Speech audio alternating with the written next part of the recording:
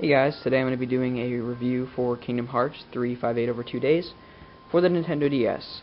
For most of you guys that already know, and most of you guys I'm sure have played this game, this is not a very great game in my opinion to start in the series if you've never played any of the previous installments.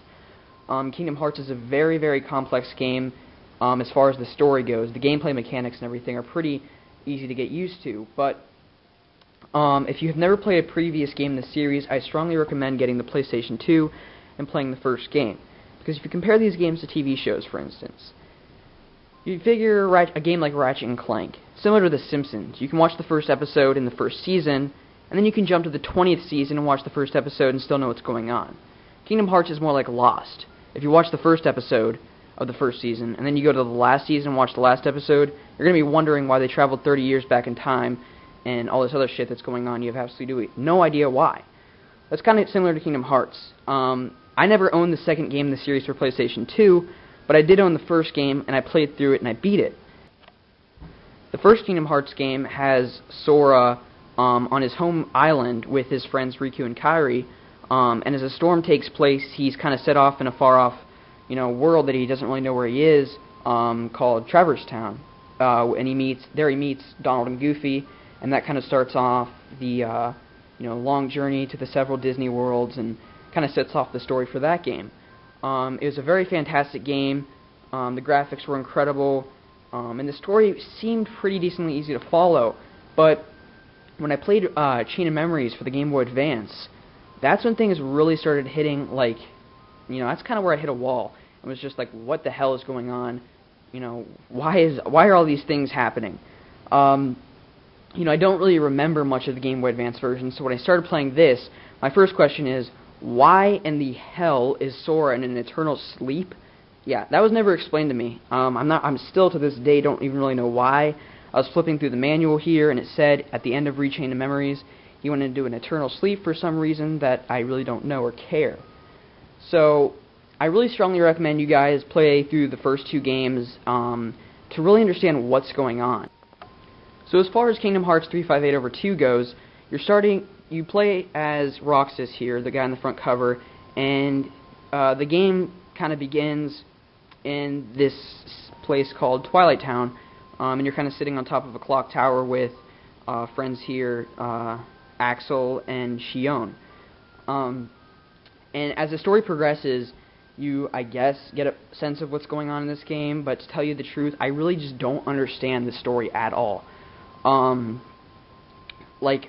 want to explain it to you as well as I can, but I honestly don't know how to. So the best thing that I can do here is read the story that they give you here in the manual, which basically says, Twilight Town. Roxas and Axel are sitting high upon the station's clock tower watching the sunset. It's what they always do when the day's work is done. They meet up here and trade stories over ice cream. And then it gives some dialogue from the game. They laugh, genuine laughter. No simple achievement for two with no hearts to feel. To Roxas, this daily dose of mindless conversation has been part of his life with Organization 13 since the very beginning. If she hadn't joined the organization, the 14th member, how different would these days have been? And the 14th member they're referring to is this girl here, Xion.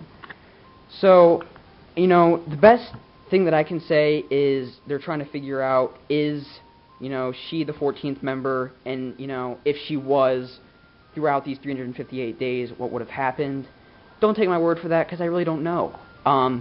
Let's just get to the gameplay, and I'll discuss, the positives and negatives about this game. So, the first thing that I can talk to you guys about is the music in this game. Like all Kingdom Hearts games, the music in this game is absolutely incredible, and if I could, I'd purchase all the soundtracks. They're absolutely, incredible, and as most of you guys know, all the Kingdom Hearts games revolve around visiting different worlds from the Disney movies. Just to name a few that you visit in this game, you visit, Wonderland, one of my personal favorites, Halloween Town, Neverland, Agrabah from the Aladdin movies, and what are some other places? Beast's Castle from Beauty and the Beast. So those are a few. And the great thing about those places is the music changes, depending on which world you're in. So if you're in Halloween Town, you're going to hear the typical bum bum bum bum bum bum bum bum bum bum bum ba da bum bum. Yeah, that was pathetic. But anyways, it changes depending on where you go, which is really great. And it really makes you feel at home if you watch those Disney movies as a kid like myself. The next thing I think I'll discuss here are the graphics in this game. As any Square Enix game on the Nintendo DS, they, all Square Enix games, in my opinion, have really great graphics, and this game is no exception. The cutscenes in this game are just incredible. Matter of fact, I'll even show you here a quick example of what the graphics look like. This opening scene is 5 minutes long. I'm probably going to only show you a few seconds of it, just so you guys can get a feel of what this game looks like.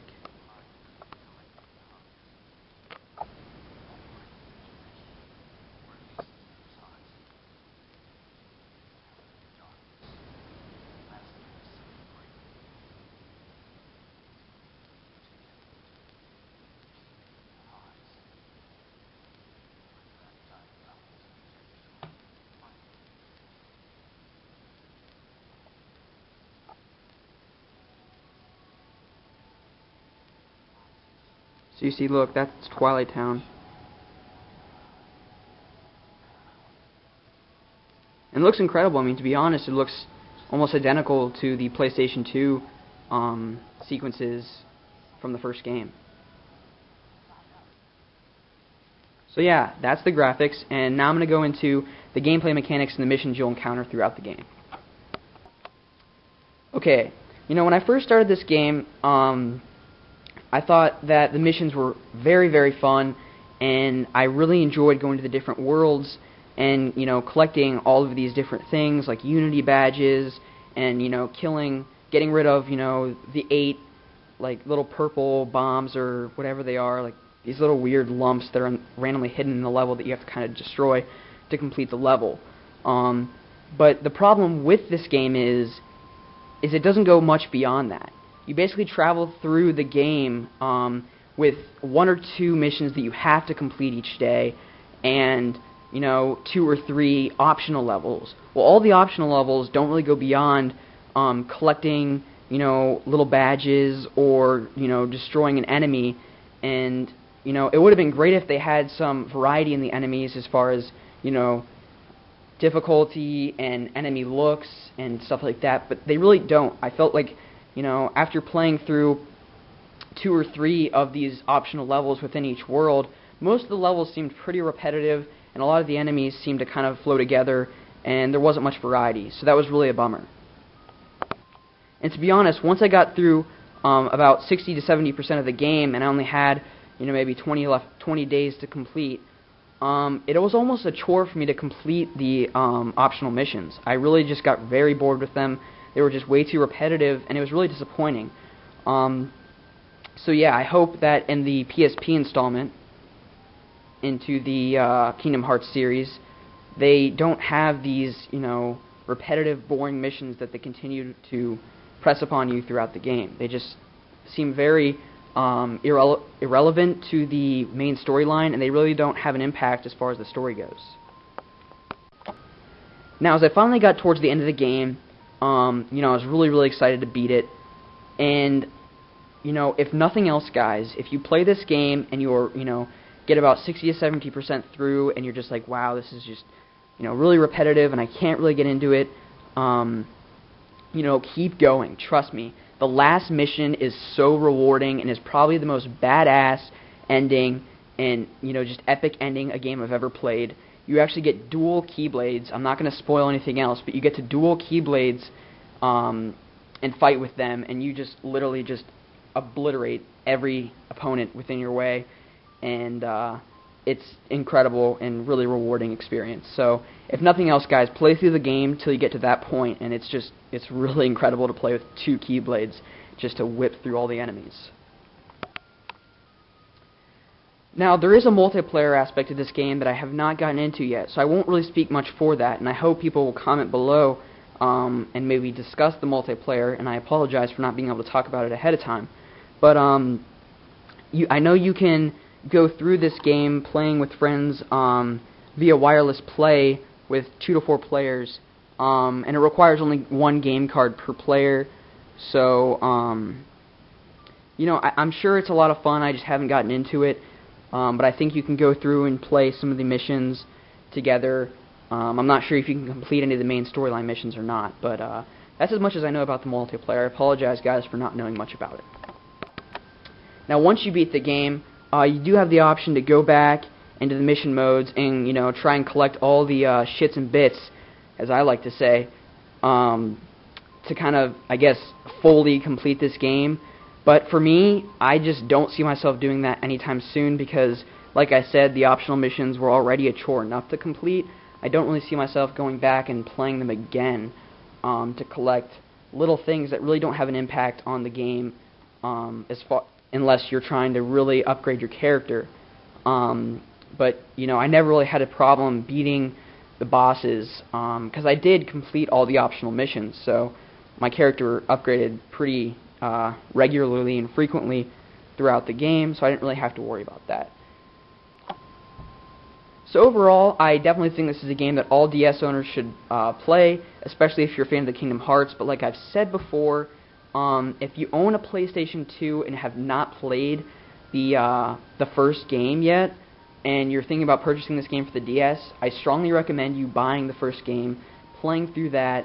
It is just a must play through. It's probably one of my favorite games of all time, if not my favorite game of all time. So definitely try and play through that so you have a better feel for the story. You know, it's not necessary to play this game, but I'm telling you, you will have no idea what the hell is going on if you do not. Like I said, I missed out on the second game, and I seriously have no idea what's going on in this game, but I still thoroughly enjoyed it, despite the fact that many of the missions began to get really repetitive. So overall, I'd probably give this game about an 8.5 out of 10. You know, great visuals and graphics and animations. The music is absolutely fantastic. You know, similar to all Kingdom Hearts games, and you can get it for pretty cheap now. There's a few deals at GameStop I know going on. You can get it for about 20 bucks, brand new. So I strongly recommend you guys getting this game, and I hope this review helped you guys on deciding to buy this game or not. So thanks for watching, and until next time, I'll see you guys later.